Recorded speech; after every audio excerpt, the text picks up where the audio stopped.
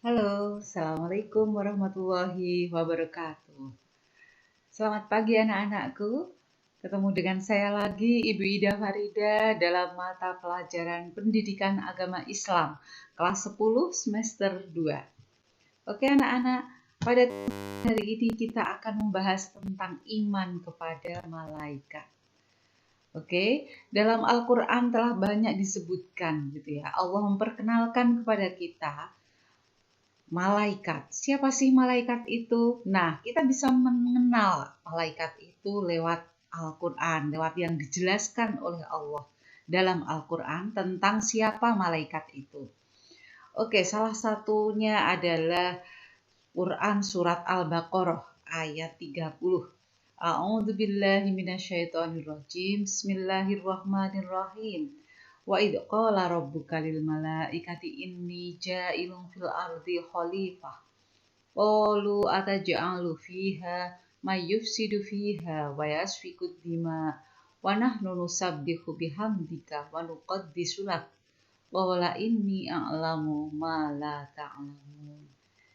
Nah, anak-anakku, dan ketika Allah berfirman, "Id qala rabbuka lil malaikati," kepada para malaikat, "Inni ja'ilun fil ardi khalifah." Sesungguhnya saya akan menjadikan manusia di atas bumi ini sebagai khalifah.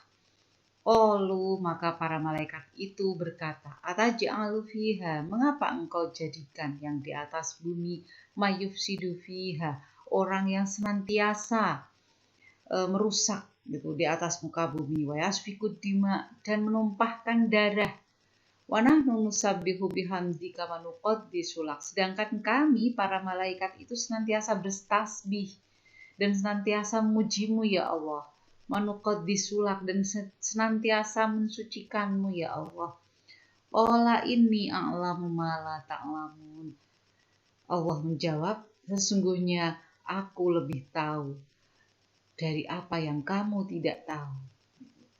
Itulah dialog malaikat pada Allah gitu ya, ketika Allah menjadikan manusia di atas, melantik manusia di atas muka bumi. Di mana malaikat itu memperkenalkan dirinya. Loh ya Allah, kami kan yang senantiasa bertasbih kepadamu. Ini sifat malaikat. Senantiasa bertasbih kepadamu. Wabihamdika, senantiasa memujimu ya Allah. Itulah sifat malaikat gitu ya. Nah, ini cara Allah mengenalkan malaikat kepada kita gitu ya lewat ayat suci Al-Qur'an. Di antaranya surat Al-Baqarah ayat 3. Oke anakku, pada kesempatan ini gitu ya, tidak hanya kita membahas tentang bagaimana di dalam Al-Qur'an banyak sekali Allah memperkenalkan malaikat gitu ya. Namun coba kita menelisik definisi malaikat dari yang Allah gambarkan tadi. Oke, malaikat merupakan bentuk jamak dari kata malakun yang berasal ma'lakun. Kalimat ma'lakun berarti artinya utusan. Jadi malaikat adalah utusan Allah. Oke, sekarang pengertian iman pada malaikat secara istilah. Oke, malaikat adalah makhluk gaib yang asal kejadiannya dari nur atau cahaya. Gitu ya.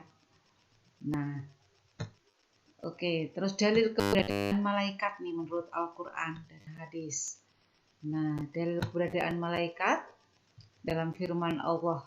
Oke, samping surat Al-Baqarah tadi gitu ya. Ayat 30. Nah, dalam surat Al-Haqqah ini ayat 17, Allah mengatakan bahwa sebenarnya malaikat-malaikat itu adalah hamba yang dimuliakan. Mereka tidak mendahuluinya dengan perkataan dan mereka mengerjakan perintah Allah. Oke. Nah, kemudian dalil kewujudan malaikat nih. Dan barang siapa yang kafir, dalam surat An-Nisa ayat 136 ya, tidak beriman kepada Allah dan malaikatnya, kitab-kitabnya, dan hari kemudian, maka sesungguhnya orang itu telah sesat jauh-jauhnya. gitu ya. Jadi kita wajib beriman kepada malaikat Allah. Oke, anak-anakku, pada kesempatan ini kita akan mempelajari dalil kewujudan malaikat banyak sekali gitu ya. Dalam Al-Quran ada surat As-Sajdah juga ayat 11. Oke, kalau dalam hadis gitu Rasulullah menceritakan kadang-kadang malaikat Jibril itu tampak padaku dalam bentuk manusia. Lalu ia berbicara kepadaku dan aku pun menyadari apa yang ia katakan. Gitu. Nah, oke, terus kemudian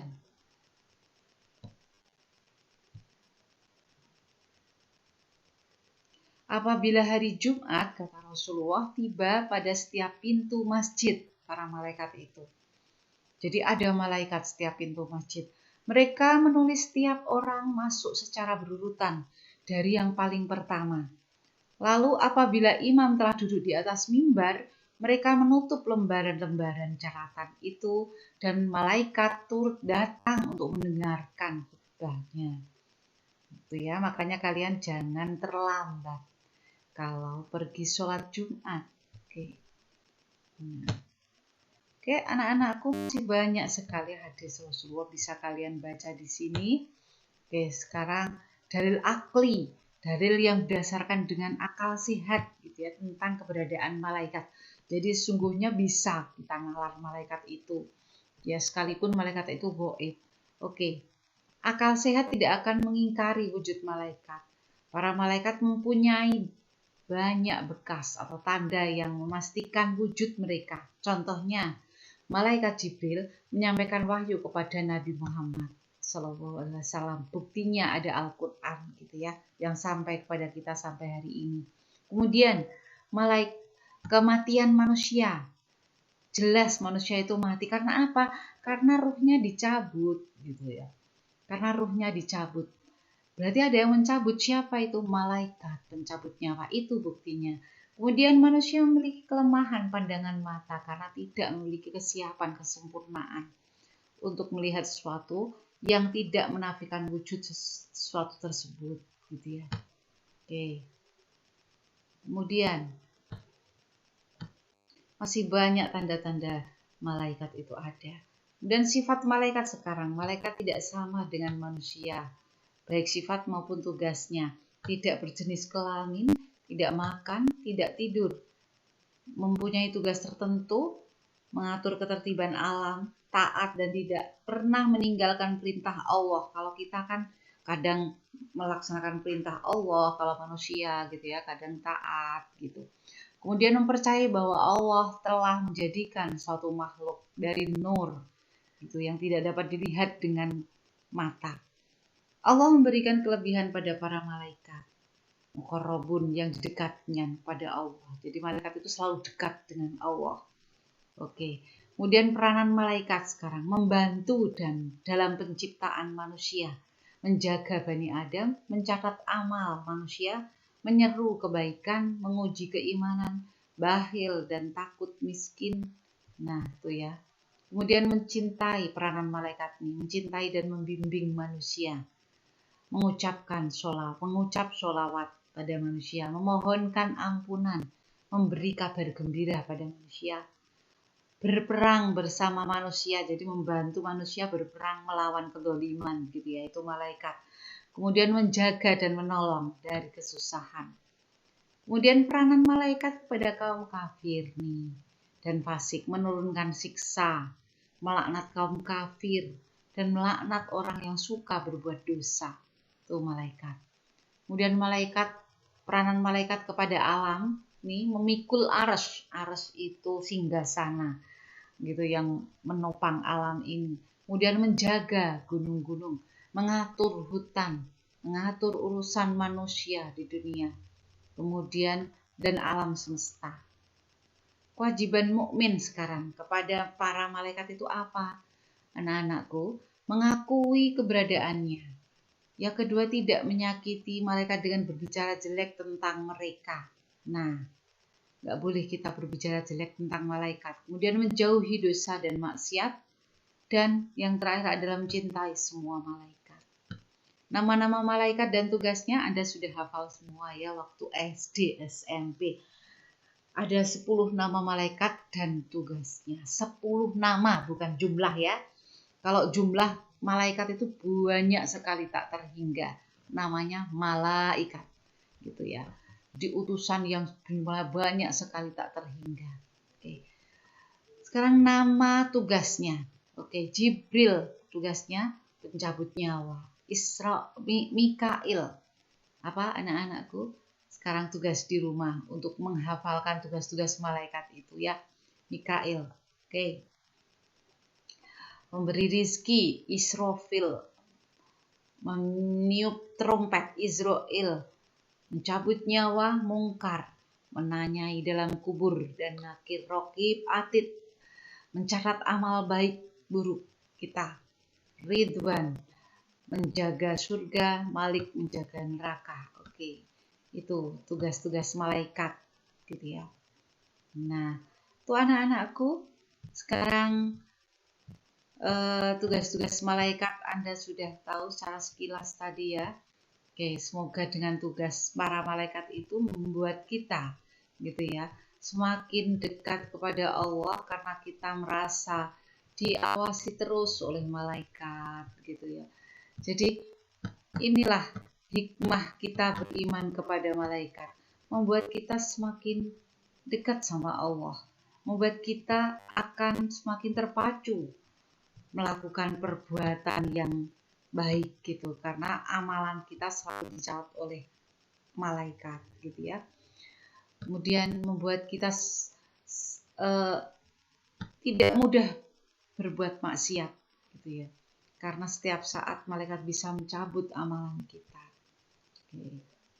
Nah, ini tanda-tanda beriman kepada malaikat. Kita akan lebih hati-hati dalam bersikap gitu ya. Nah, terus kemudian kita meyakini bahwa malaikat benar-benar ada.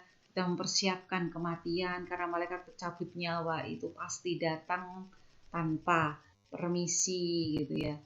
Nah, ini selalu berkata baik, itu contoh perilakunya.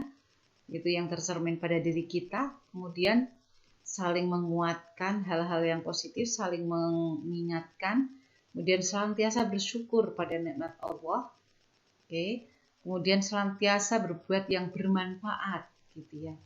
Nah, demikian anak-anakku, itulah hikmah kita beriman kepada malaikat. Semoga dengan ini kita akan gemar melakukan kebaikan, gitu ya. Kita akan merasa dijaga terus oleh malaikat, senantiasa di jalan Allah gitu, dalam kondisi apapun juga, dan senantiasa mempersiapkan diri bekal kita menuju ke akhirat nanti. Sekian dari saya. Silahkan Anda mengerjakan tugas yang ada di Google Classroom gitu ya, dan dikumpulkan secepatnya. Billahi taufiq wal hidayah. Wassalamualaikum warahmatullahi wabarakatuh.